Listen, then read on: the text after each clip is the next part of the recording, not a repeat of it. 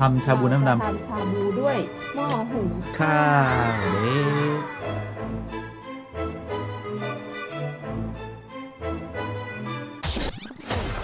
สวัสดีค่ะขณะนี้เราอยู่หน้าตลาดเคิร์กเกตมาร์เก็ตเราจะกินชาบูกันจะมาหาซื้อกุ้งแล้วจะไปซื้อมิรินปลาแห้งมันก็จะไปซื้อหมูสไลด์ที่ร้านจีน ใช่แต่ไม่อยู่ในที่ตลาดนี้เนาะ ไม่มีแต่ว่าของทุกอย่างเนี่ยสามารถหาซื้อได้ในร้านซูเปอร์มาร์เก็ตของจีนเราคิดว่ามีนะแต่ก็ยังไม่100%เดี๋ยวเราไปดูกันตลาดเนี่ยจะปิดวันอาทิตย์ปิดแบบปิดเลยนะไม่ใช่ว่าปิดเร็วหรืออะไรคือไม่เปิดสักร้านเลยเพราะงั้นถ้าอยากกินอะไรก็ต้องมาซื้อวันธรรมดาและวันเสาร์โซนของใช้ของแห้งอะไรเงี้ยอันนี้ก็เข้าสู่โซนของกินก็จะมีอาหารที่พร้อมทาน สตรีทฟู้ดซื้อแล้วก็มีที่นั่งให้เนาะก็คล้ายๆโรงอาหารเลยอะราคาก็ไม่แพงประมาณ5-6 ปอนด์จากอาหารพร้อมทานนะเราจะไปสู่โซนที่เป็นอาหารสดค่ะซึ่งเราก็เคยพาเที่ยวไปแล้วครั้งหนึ่งเนาะแต่ว่าวันนี้เราจะมาซื้อของทำชาบูกันแล้วเราจะไปที่โซนซีฟู้ดนะฮะไปกันเลยไปกันอันนี้ร้านอะไรนะร้านหอยนางรมร้านซีฟู้ดก็คือเขาก็จะแกะให้แล้วก็นั่งกินตรงนี้ได้เลยมีปูด้วยนะพี่ลังดูดิน่ากินอันนี้คือร้านประจำของเราฮะ อันนี้ 1.5 อันนี้กุ้งก็ที่เราเคยซื้อเนาะเราจะซื้อร้านนี้หรือซื้อร้านนี้เดี๋ยวเอาไปคอมแพร์คิงพรอนอันนี้คือคิงจริงๆอันที่อยู่ในซูเปอร์ไม่คิงเลยใช่ everyone want to jam เอาร้านนี้เหรอโอเค Yeah can have this 500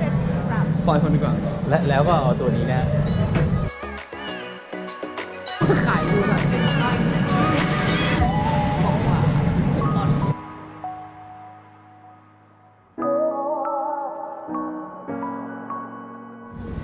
เราได้กุ้งมาแล้วใช่ไหมครับ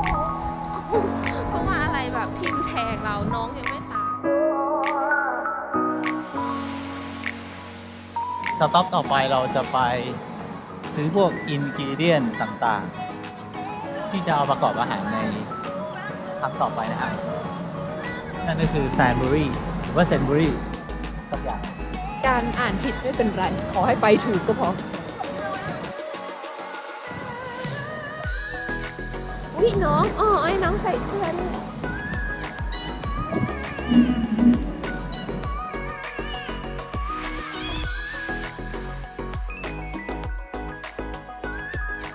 ตอนนี้เราได้สินค้าแล้วใช่ไหมฮะ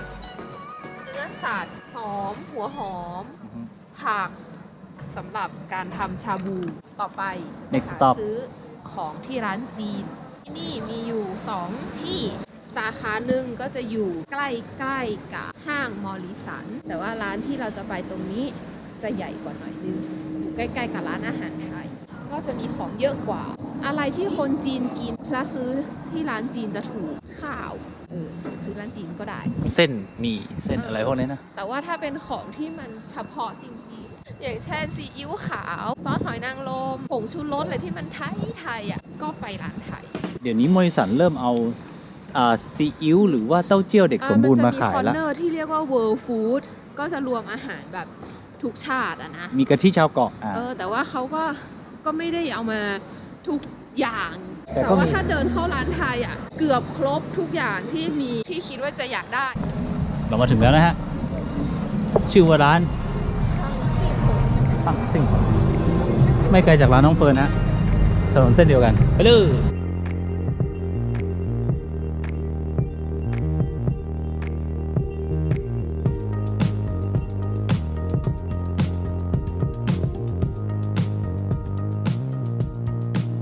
ที่เราซื้อวัตถุดิบ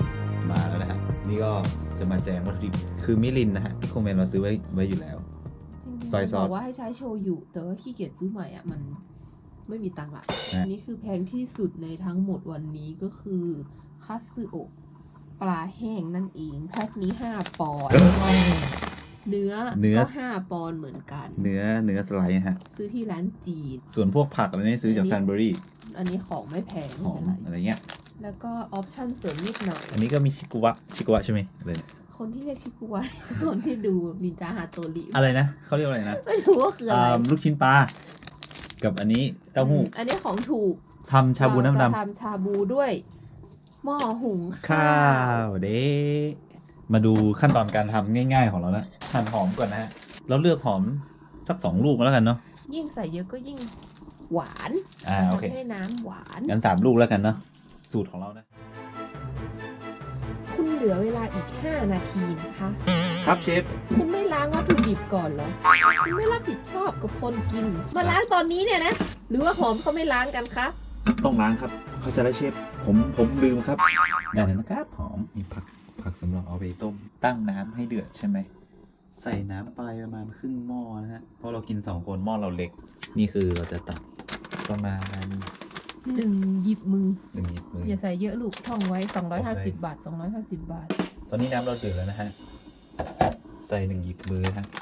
ปลิวเป็นสายลม โอ้เริ่มมีกลิ่นหอมฮะคุณผู้ชม ตักทิ้งเสียดายเนาะแต่เราก็ต้องตักส่วนอันนี้นะฮะซอยซอสยี่ห้ออะไรก็ได้เนาะซ ใส่ อยซอ ให้ ส มัน มีรส มี ชาติ สี นะ ด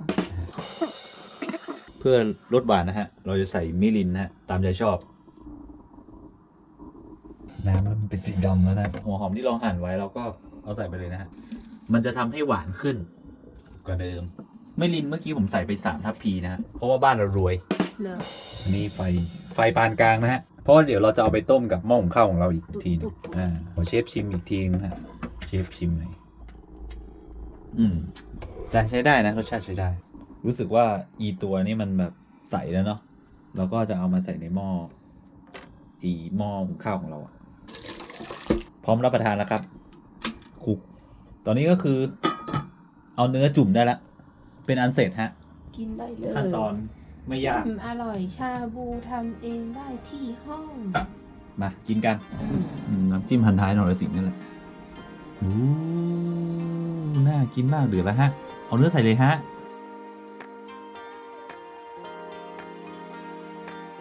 เรามีกุ้งนะครับ เราจะเอากุ้งใส่เข้าไปนะฮะ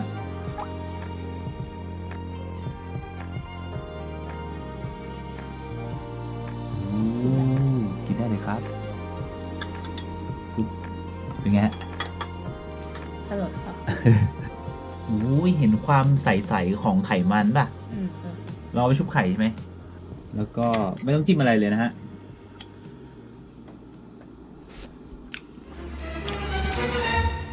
เฮ้ยเหมือนอยู่ร้านเลยอะอร่อยมาก จริงๆ อร่อยมากฮะ งั้นวันนี้ขอตัวไปกินก่อนนะฮะ ถ้าใครที่ไม่อยากไปร้าน แล้วก็อยากจะกินที่บ้าน ไม่อยากแต่งตัวเยอะไง ก็ซื้อมาทำกินก็อร่อยนะฮะ เนื้อก็ดีด้วย ที่สำคัญคือประหยัด โอเคนะครับ ไว้เจอกันคลิปต่อไปว่าเราจะทำอะไรกินอีก อย่าลืม Subscribe ด้วยนะฮะ เป็นกำลังใจให้พวกเราด้วย วันนี้ลาไปกินก่อนนะฮะ สวัสดีครับ บาย